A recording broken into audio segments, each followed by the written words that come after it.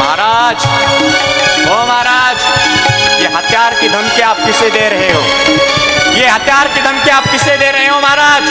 याद रखो महाराज, जब हमारे रघुकुल की माँ अपने बच्चों को दूध पिलाती है ना, जब हमारे रघुकुल की माँ अपने बच्चों को दूध पिलाती है, सिखाती है पहली बात, जिसके माथे पर तिलक हो उसके साथ कभी युद्ध मत करना, और दूसरी बात, जिसके गले में जनेऊ हो उसके साथ युद्ध मत करना।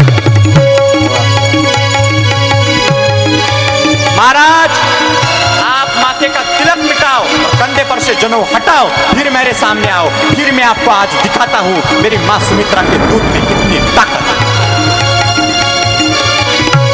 तड़प फटने लगी परशुराम, दिमाग खराब परशुराम, समझ नहीं आ रहा है करें तो क्या करें। इधर उधर देखा, इधर उधर देखते इतने में परशुराम जी को टूटा हुआ शिव धनुष्य दिखाई पड़ा, और टूटा हुआ शिव धनुष्य जब परशुराम जी ने देखा तो परशुराम जी टूटा हुआ शिव धनुष्य देखकर कहने लगे, महाराज जनक, ये महान शिव का धनुष्य किसने तोड़ा है? जिसने भी शिव का धनुष्य तोड़ा हो उसको मेरे सामने हाजिर करो, वरना आज यहाँ पर कोई जिंदा नहीं बचेगा। आज यहाँ से कोई राजा जिंदा नहीं जाएगा, सब के सब राजे मारे जाएंगे। जिसने भी शिव धनुष्य तोड़ा हो उसको मेरे सामने हाजिर किया जाए। सब राजा थर कांपने लगे, सब राजा घबराने लगे, अब क्या होगा? परशुराम जी बड़े क्रोधित हुए, अत्यंत क्रोधित परशुराम जी हुए, अत्यंत क्रोध आया है परशुराम जी को। इतने में लखन जी परशुराम जी के सामने आ गया, और लखन जी परशुराम जी के सामने आकर कहते, महाराज ऐसे तो धनुष्य हमने बचपन में बहुत सारे तोड़ डाले, उस समय तो किसी ने क्रोध नहीं किया, और आज एक पुराना शिव धनुष्य टूट गया, इसमें क्रोध करने वाला क्या है? टूट गया तो टूट गया, जाने दीजिए ना महाराज। परशुराम जी चिल्लाए, नहीं बालक, ये कोई साधारण शिव धनुष्य नहीं था, अत्यंत महान शिव धनुष्य था, अत्यंत पराक्रमी शिव धनुष्य था, अत्यंत अद्भुत शिव धनुष्य था, अत्यंत अलौकिक शिव धनुष्य था, अत्यंत भारी शिव धनुष्य था। बोले महाराज, यदि ये शिव धनुष्य इतना भारी था, इतना अलौकिक था, इतना पराक्रमी था, ये तो आपके मुंह से सिद्ध होना महाराज, उसे तोड़ने वाला उतना ही महान होगा ना, उतना ही पराक्रमी होगा ना, उतना ही अद्भुत होगा ना, उतना ही भारी होगा ना। परशुराम जी चिल्लाए, अरे हटाओ इस बालक को कोई मेरे सामने से, वरना ये बालक जिंदा नहीं बचेगा, मारा जाएगा मेरे हाथ से। परशुराम जी चिल्लाने लगे, लखन जी चुपचाप खड़े हैं, हर बात का लखन जी जवाब देते हैं। परशुराम जी कहने लगे, अरे हटाओ कोई बालक को मेरे सामने से, वरना बालक जिंदा नहीं बचेगा, मार डालूंगा आदमी से। इतने में राम जी परशुराम जी के सामने आ रहे हैं। परशुराम जी के सामने आकर कहते, महाराज जाने दीजिए ना, वो तो बालक है, आपका अपराध मैंने किया है, जो भी सजा देनी हो आप मुझे दे सकते हैं। आपका अपराध मैंने किया है ना महाराज, जो भी सजा देनी हो आप मुझे दे दो, मैं खुशी खुशी स्वीकार करूंगा।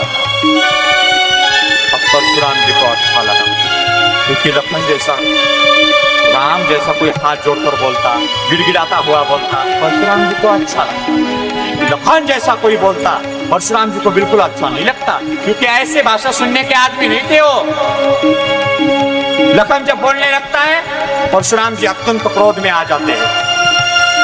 तो परशुराम जी कहते, राम तुम कितने अच्छे हो, इतने सरल हो, और तुम्हारा ये भाई बिल्कुल तुम्हारे विपरीत है, तुम्हारे साथ रखने के लायक नहीं है, इसे तुम्हारे साथ मत रखा करो, इससे तुम्हारी प्रतिष्ठा कम होती है, इसे तुम्हारे साथ बिल्कुल मत रखा करो।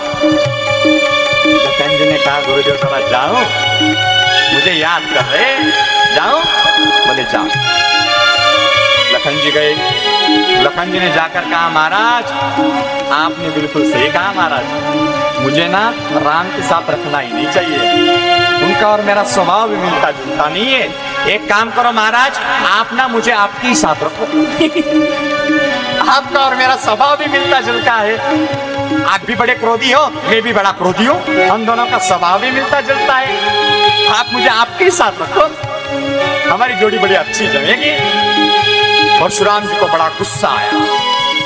परशुराम जी ने कहा, ए बालक, जानता नहीं है किससे बात कर रहा है, बालक तेरे जैसे कितने सारे बालकों का वध कर दिया है मैंने, तुझे जिंदा नहीं छोड़ूंगा, बता रहा हूँ।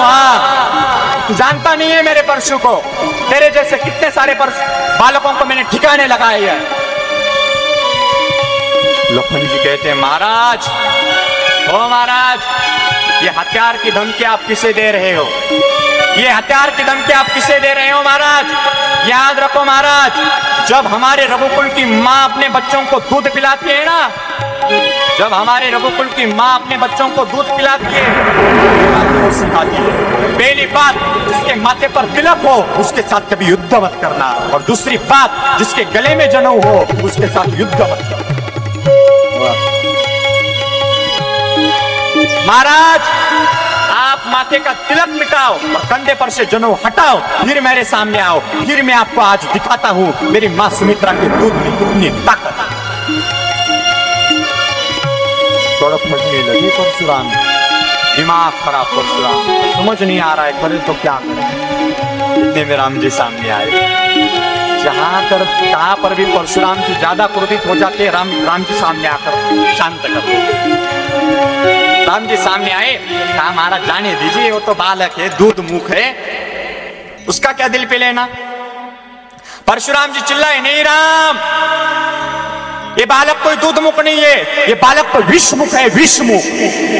दूध मुख नहीं है, विषमुख है। मुझे समझ नहीं आ रहा है, मुझे इस बालक पर दया क्यों आ रही है, करुणा क्यों आ रही है, मुझे इस बालक पर क्रोध क्यों नहीं आ रहा है। देखो परशुराम जी कहते क्रोध क्यों नहीं आ रहा है। लखन जी कहते महाराज, आप अभी इतने क्रोधित है और ऊपर से कहते क्रोध क्यों नहीं आ रहा है, मुझे बालक पर दया क्यों आ रही है। तो महाराज, जब आपको आपके हिसाब से क्रोध आता होगा, जब आपको आपके हिसाब से क्रोध आता होगा तो उस क्रोध में तो आप स्वयं भी जलते होंगे। अब परशुराम जी को समझ नहीं आ रहा है, करे तो क्या करे। इतने में राम जी परशुराम जी के सामने आए। अब परशुराम जी के सामने आकर राम जी हाथ जोड़कर कहते हैं महाराज जाने दीजिए, वो तो बालक है। परशुराम जी कहते हैं नहीं राम, तुम्हारे ही आधार पर ये बालक मेरा इतना अपमान किए जा रहा है। राम जी कहता है, बोलता है लखन, और क्रोध मेरे ऊपर। राम जी कहते देखो महाराज, हम क्षत्रिय हैं, लेकिन हम रघुवंशियों का एक नियम है कि हम गाय, ब्राह्मण और स्त्री इन पर कभी शस्त्र नहीं उठाते। गाय, ब्राह्मण और स्त्री हमें पूजनीय है। महाराज, गाय, ब्राह्मण और स्त्री इनके अलावा हमें कोई भी युद्ध के लिए ललकारे, गाय, ब्राह्मण, स्त्री इनके अलावा दुनिया में हमें कोई भी युद्ध के लिए ललकारे तो हम पीछे नहीं हटते। लेकिन आप ब्राह्मण हो, यदि गाय, ब्राह्मण और स्त्री इनके अलावा चाहे दुनिया में काल भी क्यों ना युद्ध के लिए ललकारे, हम काल को भी युद्ध में हरा सकते हैं।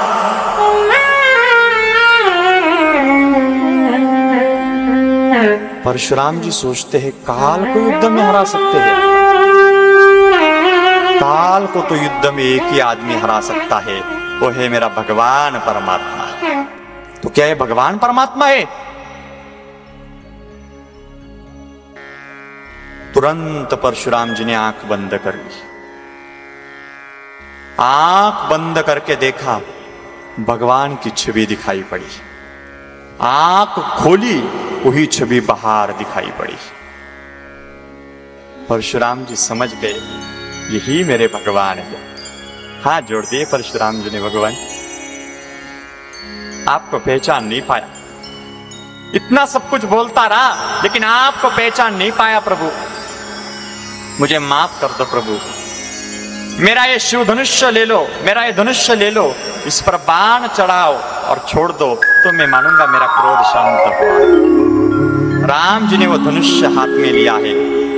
ना परशुराम जी को धनुष्य देना पड़ा, ना ही राम को लेना पड़ा, क्योंकि वो धनुष्य राम का ही था, भगवान विष्णु का।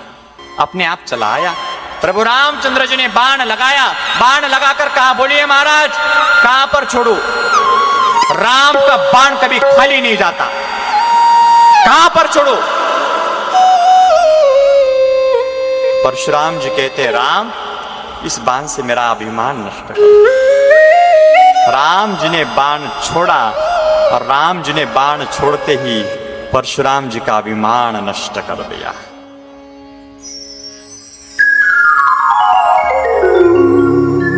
परशुराम जी का अभिमान नष्ट हुआ और परशुराम जी बार बार राम की जय जयकार करते हुए वन को चले गए। गोस्वामी जी ने लिखा, कही जय जय जय रघुकुल के तू, कही जय जय जय रघुकुल के तू, भृगुपति गए बनहि तप हेतु, कही जय